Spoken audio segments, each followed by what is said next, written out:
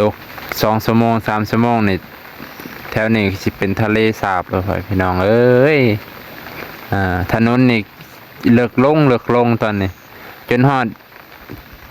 ดดินแกนเลยตอนนี้จนแบบน้ำเซาะเขาบ่ได้เลยแต่ว่าบ่แน่ถ้าตกแห้งกว่านี้ครับถ้าน้ำไหลดนจักว่าสิเลิกกว่านี้เนาะพี่มาเบิ่งท่านนี่พี่น้องนี่สวนบ่อนง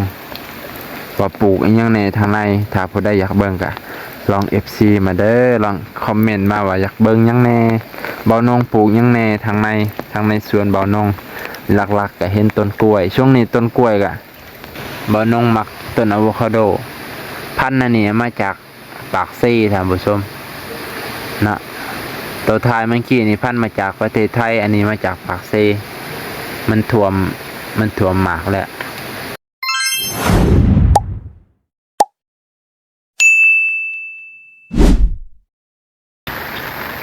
สวัสดีครับท่านผู้ชมที่เคารพสบายดีท่านผู้ชมพ่อแม่พี่น้องและก็สบายดีพ่อแม่พี่น้องที่อยู่ต่างประเทศมื้อนี้บ่าวนงสิพามาเบิ่งฝนตกหลังจากที่พายุเข้าฟิลิปปินส์แล้วก็เข้าเวียดนาม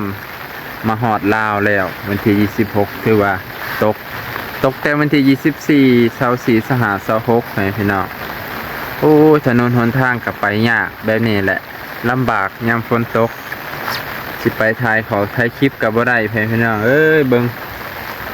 ไปเบิ่งน้ำกันก่อนอื่นก็ฝากกดไลค์กดแชร์กดติดตามเลยเด้อขอบคุณหลายๆทุกคนพ่อแม่พี่น้องลุงป้าเนาะไปเบิ่งน้ำกันเลยป้าต่อฝนตกตั้งแต่เช้าพ่อแม่พี่น้องถนนหนทางเป็นหลุมเป็นบ่อเป็นทะเลมาแล้วถนนหนทางไม่อยากจะว่าวเลยพุ่นน้ำไหลแบบเทน้ำเททาอันนี้ถ่ายตอนฝนตกแล้วพี่น้องฝนตกลิ่นแล้วเมื่อกี้นี่ตกแห้งเนาะป้าตก2 ชั่วโมง3 ชั่วโมงนี่แถวนี้สิเป็นทะเลสาบเลยพี่น้องเอ้ยถนนนี่เลิกล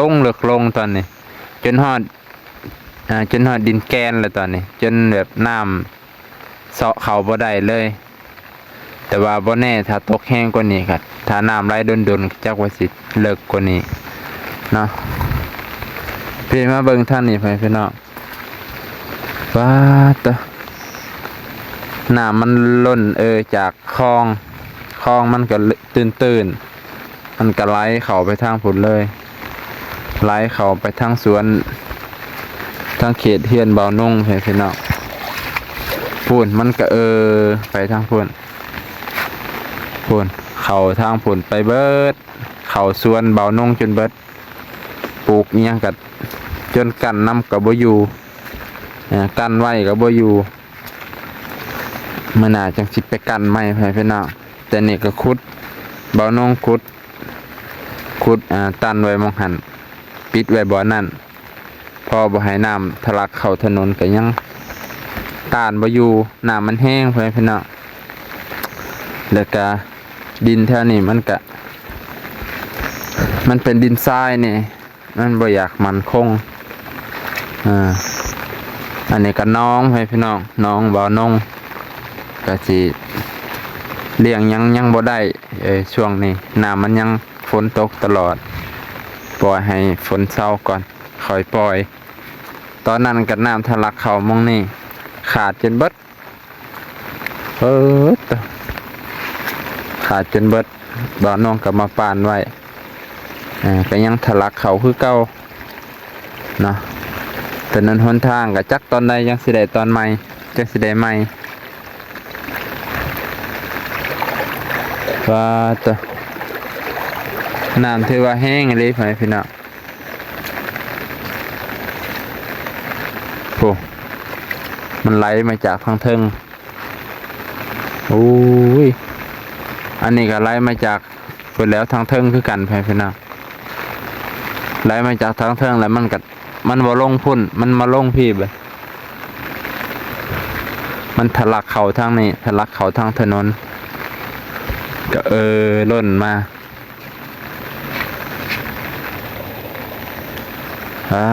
ตัว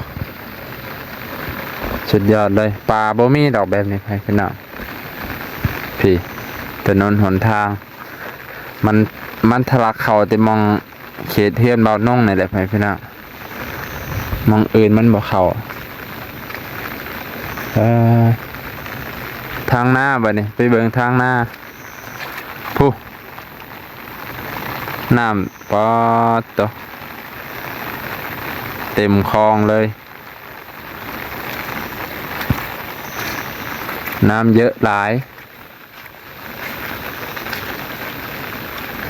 อุ้ยสุดยอดสุดยอด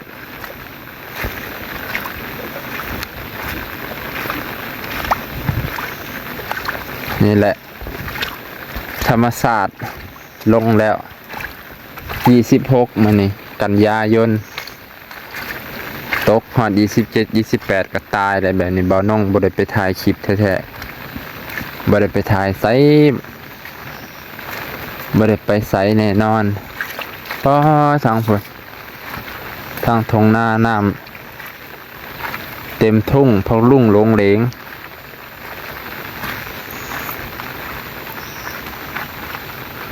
เบิ่งก่อนนี่ไปพี่น้องน้ำไหลเลยแบบถนนได้ในทางได้ในพี่น้องทางสัญจรปกติ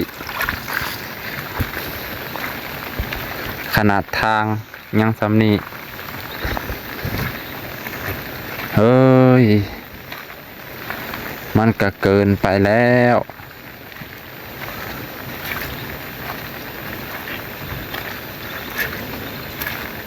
ก็ถนนเป็นทะเลเหินนะเนาะมันบ่ลงจะคลองมันบ่ไหลลงจะคลองแหละมันขึ้นถนนแทน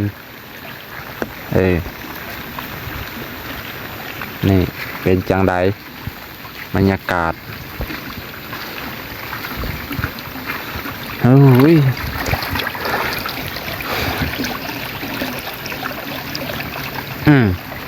ถ่ายไว้จะโขบหนึ่ง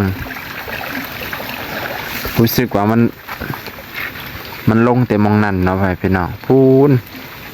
มันลงแต่บอลนั่นคันบอลนงป่านนี่มันสิลงมันสิไหลตามตะคองอยู่ไหลลงตะคองอยู่ถ้าป่านก็ต้องป่านยาวๆตามเบิงคือแถวนี้บอลนงคันไว้กันไว้ขนาดแห้งมันก็ทะลักขึ้นคือเก่าแถวนี้ก็กันไว้อย่ามันเป็นยันถนนขาดแค่นี้ก็ยังกันบ่อยู่น้ำนี่มันเข้าฮอดพี่ท่านผู้ชมตัวนี่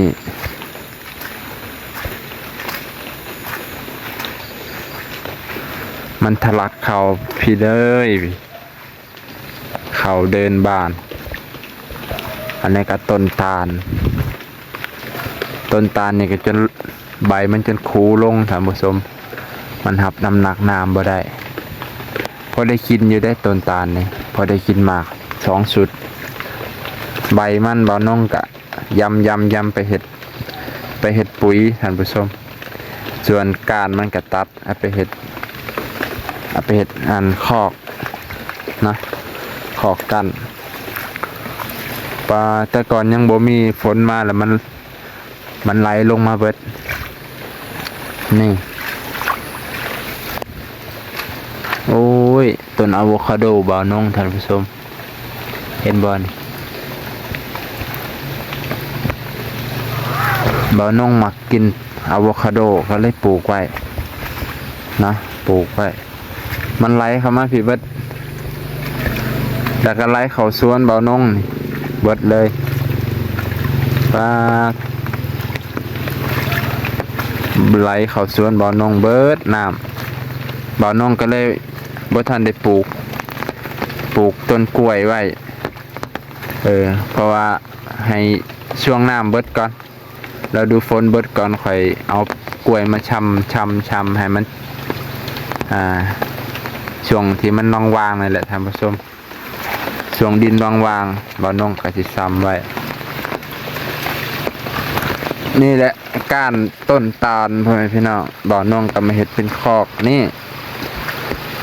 ตอนนั้นบ่าวน้องปลูกต้นอะโวคาโดตรงนี้ดินล้วนช่วยดีพ่อแม่พี่น้องปลูกไปปลูกมาน้ำมันไหลแบบนี้แหละมันขังแล้วบัดนี้ก็โอ้ยต้นอะโวคาโดบ่าวน้องตายขึ้นได้เก็บศอกหนึงเนาะนี่ต้นนี้ก็ขึ้นสวยแล้วท่านผู้ชมตัวบ่าวน้องมักต้นอะโวคาโดพันธุ์อันนี้มาจากปากซี่ท่านผู้ชมนะตัวไทยเมื่อกี้นี่พันธุ์มาจากประเทศไทยอันนี้มาจากปากซี่มันท่วมหมากแล้วบ่าวน้องสิเมื่อนาสิเอาดินออกจากโคนมันอยู่จะไหนมันถมลายมันสิตายปกไว้บ่แม่นว่ายังได้พี่น้องใบอันนี้ปกไว้ย่านมันถูกแดดแห้งแล้วมันสิตายนะอันนี้ก็ต้นหนึ่งพ่อแม่พี่น้องนี่สวยงามเลยนี่ต้นอะโวคาโดปลูกใกล้ๆกันในใจถ้ามันเป็นดินดีเป็นดินเพียงเบิดบ่าวน้องอยากปลูกเบิดแต่ว่ามันเป็นหินพ่อแม่พี่น้องดินบ่าวน้องเท่านี้มันเป็นหินพ่อแม่พี่น้องลองสังเกตเบิ่งมันเป็นหินเบิดมันก็เลยปลูกยังบ่อยากได้ต้นธรรมชาติในดินมันก็ได้อยู่แต่ว่าที่ต้นลักๆสิปลูกกินเนี่ยย่ามันตายไปขนาดป้าตัวหมากลำไยที่ปลูกไว้น้ำทะลักเข่าแล้วจะน่ะเอาจกมาป่านไว้กันน้ำเข่าร้ายกับว่าได้พ่อพี่น้องหากมันสิเน่าโอ้ตัวนี้ก็ต้นลำไยพ่อพี่น้องนี่ลำไยที่เขาขายในตลาดซื้อมากกับก็เลยเอาในมักกาไว้อันนี้ก็เช่นกันอันนี้ลำไยบ้านกับใบมันแปลกๆนี่ลำไยตลาดใบมันแบบว่า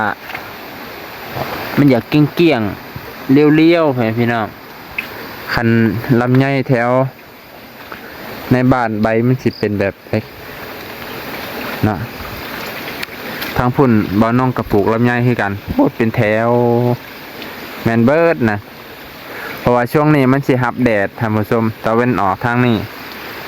เนาะตะเวนออกทางนี้แหละปลูกมันอยากฮับแดดตอนเช้าแล้วมันอยากเป็นนี่คือต้นมะขามนี่หมากเต็มเลยต้นมะขามนี่หมากเต็มเลยท่านผู้ชมเต็มทุกต้นเลยเนาะเต็มทุกต้นแล้ววันนี้รู้สึกว่ามันถือแดดทางนี้มันก็เลยอยากงามแน่เนาะแต่เสียดายที่บอนนี่แหละนี่สองอันนี่2 ขอกนี่ปลูกยังบ่ได้เลยตอนนี้น้ำมันไหลแห้งนะตัวนี้ต้นนั้นก็ไหลแห้งบ่น้องก็ต้องมาเฮ็ดเป็นคู่เป็นคันเป็นคลองไว้บ่น้องอยากเฮ็ดห้องน้ำมองนี่พ่อพี่น้องในใจอยากเฮ็ดห้องน้ำมองนี่ยังบ่มีห้องน้ำบ่น้องยังบ่มีห้องน้ำเพราะว่าตอนนี้มันจะได้แหละขาดงบประมาณอยู่ขุดได้ที่คุ้มมันก็เลยบ่ได้เฮ็ดจักเทื่อได้เฮ็ดห้องน้ำช่วงนี้แหละบ่ได้มาใส่มาซอยเดี๋ยวมื้อหน้าสิพาไปเบิ่งสวนบ่าวนงไปพี่น้องนี่สวนบ่าวนงว่าปลูกอีหยังในทางในถ้าผู้ใดอยากเบิ่งก็ลอง FC มาเด้อลองคอมเมนต์มาว่าอยากเบิ่งหยังแน่บ่าวนงปลูกหยังแน่ทางในสวนบ่าวนงหลักๆก็เห็นต้นกล้วยช่วงนี้ต้นกล้วยก็อันนั้นกินกินท่านผู้ชมแต่ว่าก็บ่ได้ขามันดอกเอาไว้ให้มันเป็นดักแด้ก่อนพอได้กินมัน อันนี้กระสะไปพี่น้องสะหน้องสะเนาะน้ำก็ทะลักออกไปแล้วถึงขีดมาเลยเนาะน้ำก็ทะลักออกเบิดเป็นได้ปล่อยปลาไว้เอาไปพี่น้องมื้อนี้ก็จบเพียงเท่านี้เนาะเดี๋ยวบ่าวน้องสิมาเบิ่งสวนก่อนว่าน้ำมันเข้าต้นไม้หลายเดี๋ยวหากมันเน่ามื้อหน้าสิพามาเบิ่งสวนบ่าวนงว่าปลูกหยังแน่ท่านผู้ชมปลูกหลายอย่างอยู่เด้อแต่ก็